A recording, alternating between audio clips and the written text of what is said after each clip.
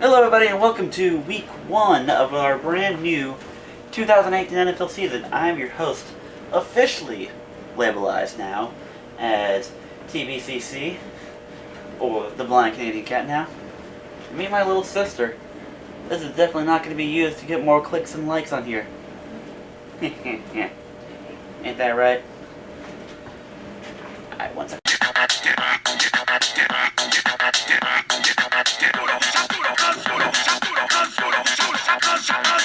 Alrighty, ladies and gentlemen, a new season is upon us, and that means more football. And who doesn't love some more football? And before I begin our predictions, let's break down how this year is going to go about. So, these videos are going to essentially be a lot like last year's, where I'll talk about specific games, give you my predictions, and then bring up fantasy football, depending on what's going on. But this year, I'm going to add a little more changes. Like this year, for example, I will actually be giving you my spread picks as well. Due to my years of being a part of the prognosticators, I've gained some knowledge now.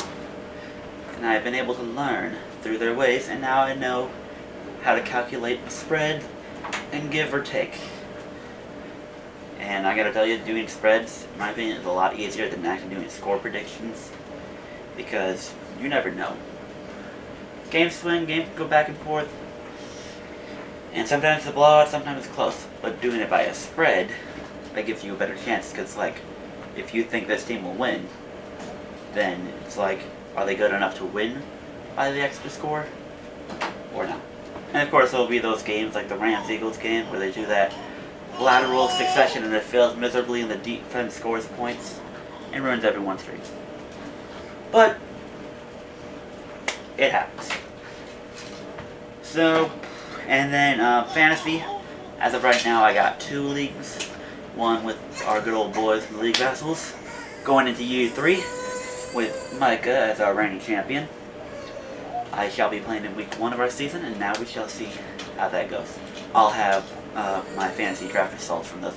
And the other one, it's actually from a competition I entered right now from a guy on Instagram by the name of StatPost, or better known as Nick. And he's doing a 12-man league, and he's doing actual competition, and the top 3 places actually get prizes. So, if all goes to plan, maybe I'll win a prize. I'll let you know how that goes as the season progresses. But yes, those are the 2 leagues. This is being recorded on a Monday night, by the way, so if I end up joining a 3rd one with the progs, or just a rando one, I'll let you guys know via Twitter or down in the description down below, or even when I'm done editing this. Because who knows when I'm going to edit this. One more thing before that, as you can tell, yes, a new setup. Yes, I've moved again. A little complicated here and there. I already explained this in the last randomosity video. But, nonetheless, it's going to be a little different. I can't promise this will be the normal setup. And I can't promise the dryer will always be running. But that's just how this household works. And since I get to judge my mom through all her little Facebook Live she has done, now she gets to judge me for doing these prediction videos and or gaming videos in the near future. And you'll probably hear baby crying at least once or twice, every now and then. Don't you love how the world works? Thank the economy. Alrighty. Let's begin the predictions. The first game I would like to talk about is my headliner for the week based on storylines and how everything is folded out. And that's going to be San Francisco heading into Minnesota, where the Vikings are currently 7-point favorites at the time of this recording. And because I don't have my computer set up, my spreads are going to be based on the Yahoo's Pro Football Pick'em Leagues from the prognosticators. By the way, if this video actually gets up before then, be sure you can join that as well for a chance for shoutouts. I don't know from whose channel, but I'll give you a shout on this channel if you're good enough. So yeah, it's interesting to think. Both teams now have new quarterbacks. Well, technically San Fran got their quarterback last year, but now he gets to play with the whole season ahead of him in Jimmy Garoppolo, who spent his first several years being the backup to Tom Brady, and now he's moved ahead, and now he's in San Francisco, and based on his 5-game performance last year, have a lot of people predicting that San Fran could be playoff bound, or at the very least, or maybe even very Super Bowl bound. Which I'm still skeptical at the moment. I don't even think they make the playoffs, in my opinion. But a lot of dedicated fans, you get one good quarterback, things can change. I know, trust me, a lot of people, a lot of Ravens fans that I see every now and then are hearkening for Lamar Jackson. Yes, he looks great, but he's not ready. And trust me, now we actually have a receiving core, so we'll see how that looks. But anywho, we'll not talk about the Ravens at the moment. And so, they're going to be heading to Minnesota to face Kirk Cousins and the Minnesota Vikings. Kirk Cousins has spent his career, his first couple of years, being the backup to RG3 and or Colt McCoy. I don't remember that far back, but there is a rotating shift after RG3 kept suffering a series of injuries until I think it was the 2015 season where Kirk Cousins actually got the full starting job. And Redskins, what was it, 2015? Yeah, they actually made the playoffs with him in the first year and had a wildcard matchup against Green Bay, which they ultimately lost. Outside of that, Kirk Cousins has failed to make the playoffs with the Washington Redskins. And now Minnesota, of all teams, is like, you know what? Let's not give the guy who just gave us one of our first playoff wins in I don't know how many years. Or, you know, Sam Bradford, who did really good with us in 2016. Or even Teddy Bridgewater, who has been successful with us in the past, and he was up and coming. But because of that injury, cursed down. They're like, nah, we're going to toss all these three QBs aside, and we're going to sign Kirk Cousins to $84 million guaranteed. Which also has a lot of Vikings fans thinking that they are Super Bowl bound as well. Now, for me personally, I don't feel like Kirk Cousins is as much of an upgrade as Case Keenum. Kirk Cousins has a better name brand, yes, but he doesn't have that prove it to me. He has stats, and he can potentially win you games, but he doesn't have that factor that says, I will take you to the Super Bowl. Now, Minnesota, would they have gone to the Super Bowl? Doubt it. With Kirk Cousins there, because, you know, the whole Super Bowl curse thing in the city. Sorry to tell you that. I'm sorry to tell you that, Falcons fans, as well. Super Bowl is in Atlanta. You're not going. And if I'm wrong, I give you full permission to yell at me on all social media platforms. What can I say? There's a reason why it hasn't happened yet. There's a reason why it hasn't happened. So the spread on there for them is -7. Since I think the 49ers are truly overhyped in my opinion, I personally think that -7 is a worthy take. So gladly take the Minnesota Vikings -7 in their Week 1 game. Second game we're going to look at has the Houston Texans traveling to New England, where the Patriots are also 7-point favorites. Now, Texans, they get everyone healthy again. Deshaun Watson's healthy, J.J. Watt's healthy. A couple other pieces they missed are healthy, all ready to go. Deshaun Watson and the Texans also have many of their fans believing that the Texans could potentially be Super Bowl bound.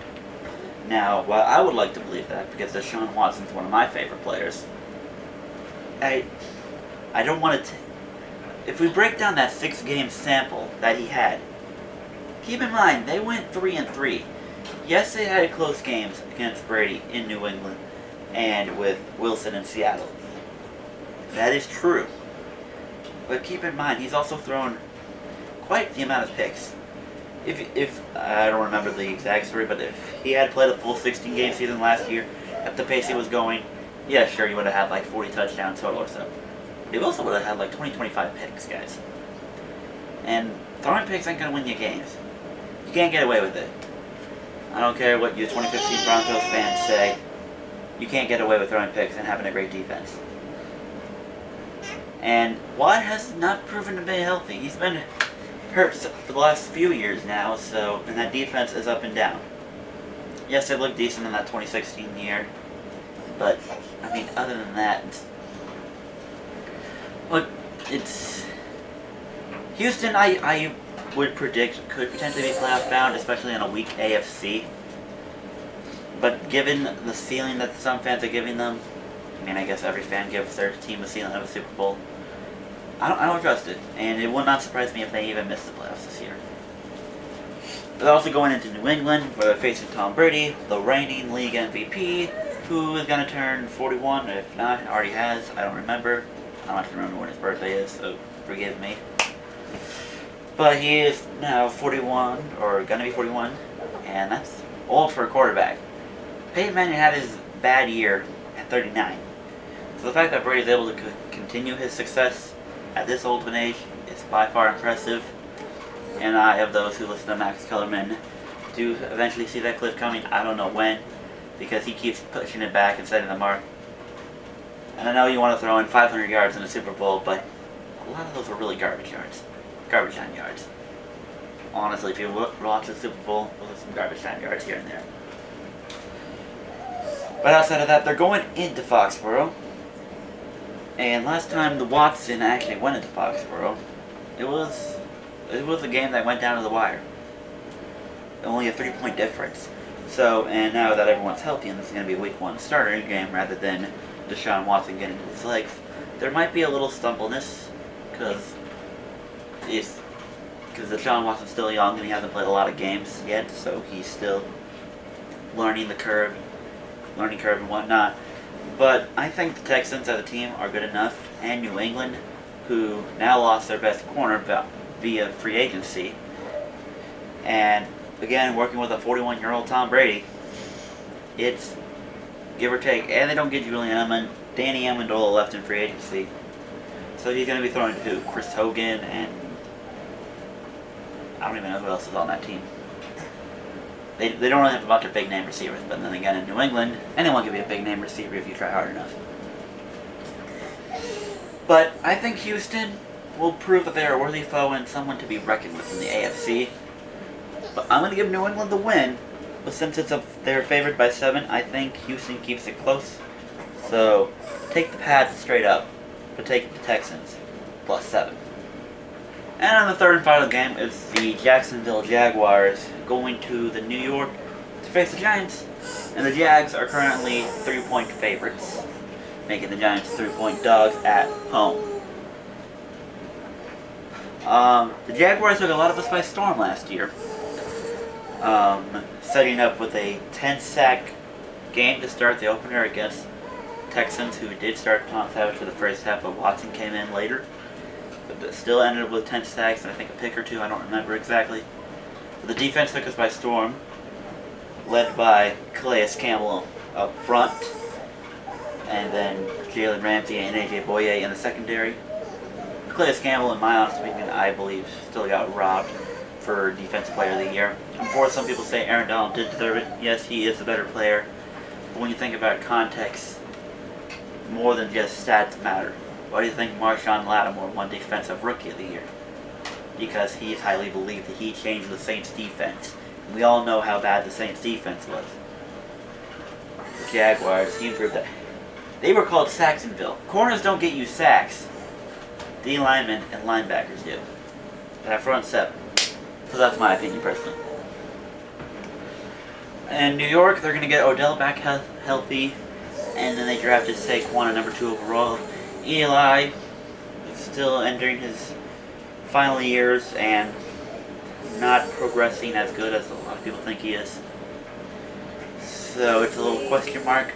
But the Giants fans still do believe that this Giants team actually has enough offensive potential that they could potentially make a playoff run. Philly is still a bunch of question marks right now. In Dallas, we don't know if we can trust them or not. And then Washington acquiring Alex Smith. It isn't too far-fetched to say the Giants could take a push for the number 1 seed, especially since NFC East is one of those few divisions who likes to rotate champions every year. Everyone gets a turn.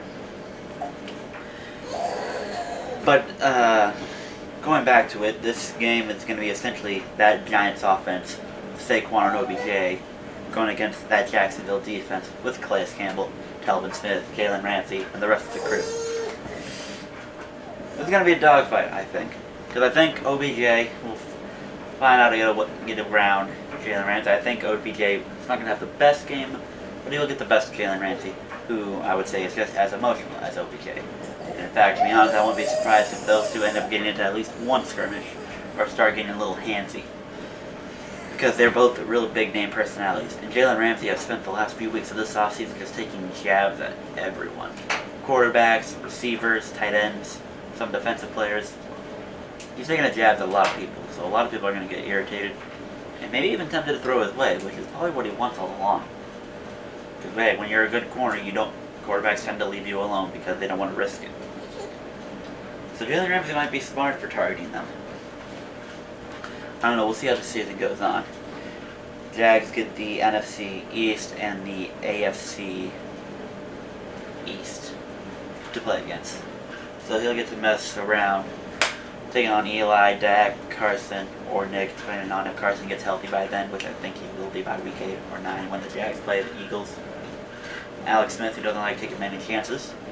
And then gets messed with Tom Brady, Peterman, or Allen, depending on who's starting, Darnold.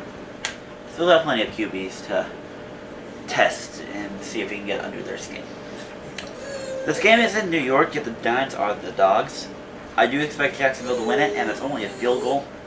So the offense led by Leonard Fournette and Blake Bortles trying to prove to everyone that, I can contribute to bringing this team to a Super Bowl too. But don't get me wrong, those last two playoff games against Pittsburgh and then against New England, he did not perform bad. He wasn't great and his stats don't stand out, but it's not like he had a bad game. Or it's like, it wasn't his fault that they lost. We can argue whether or not Miles Jack was down or not. Who knows? But anyway, it's a field goal difference, and I think with that rushing attack against a questionable Giants defense, who we're not sure if we're going to see 2015 them or 2016 or 2016 them or 2017 them. So I think it's safe to say to take those Jaguars -3 and straight up. So those are my 3 games you could pick. I shall move over here like I do every year and break down every games.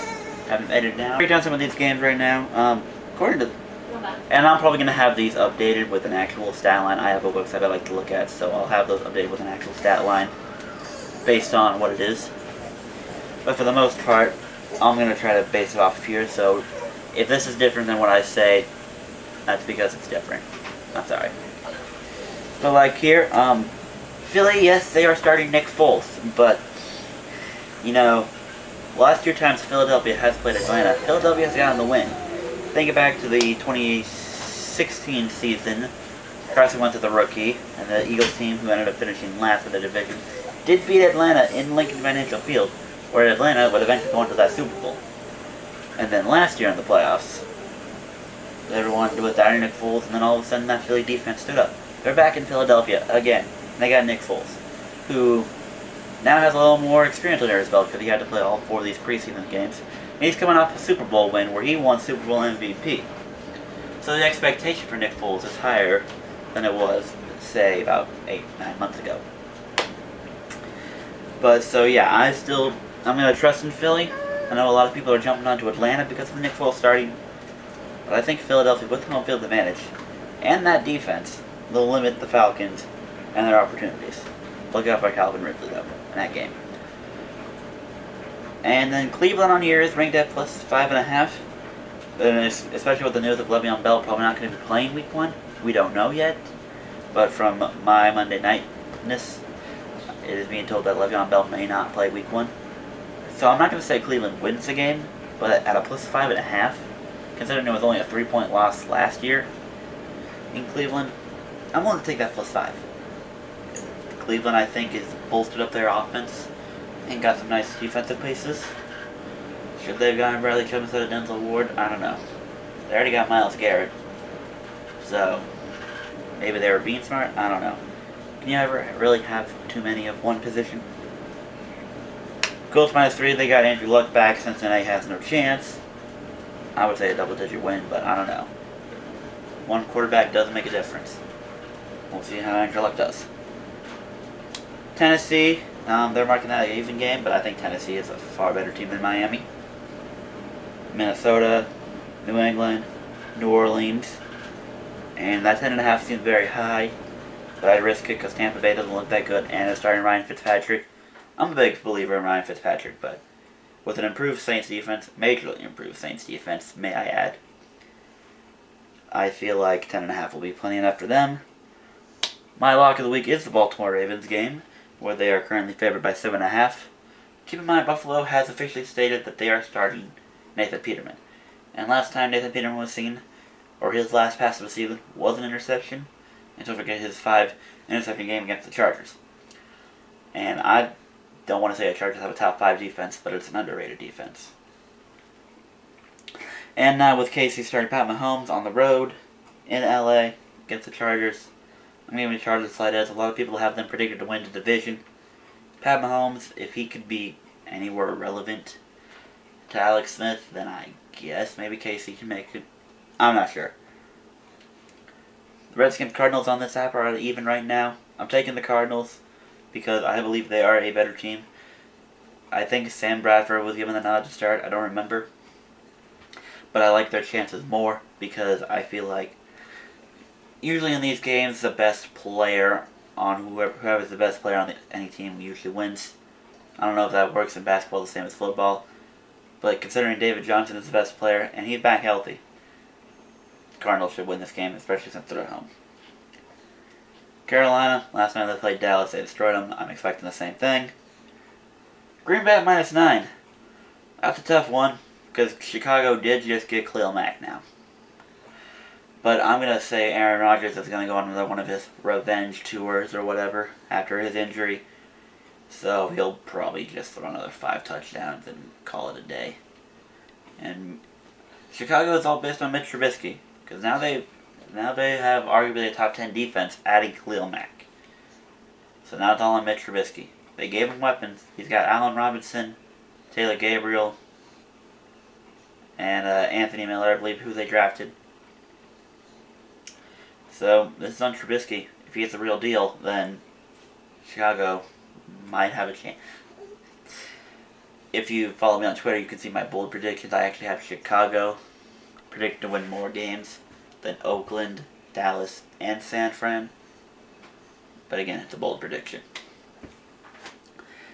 And then on this, for whatever reason, it also says the Lions and the Rams are all evens, even though I'm sure the Lions and the Rams are favored specifically in their own things, as they should be. They'll win their games by at least a touchdown or more. And since this is a Week 1 video, I guess it is time to literally make my Super Bowl prediction early on. I will also be featuring some from the prognosticators, so we can all look back and see where they are now. I'm going to have them pop up on screen now too, if I got the fantasy stuff out of the way. So, but if they don't, in case, I'll just say mine. Mine is the Saints over the Jaguars. I do think with Tom Brady at it being 41, and that the idea of a three-peat and going to a Super Bowl appearance is highly unlikely. I don't think Tom Brady makes it.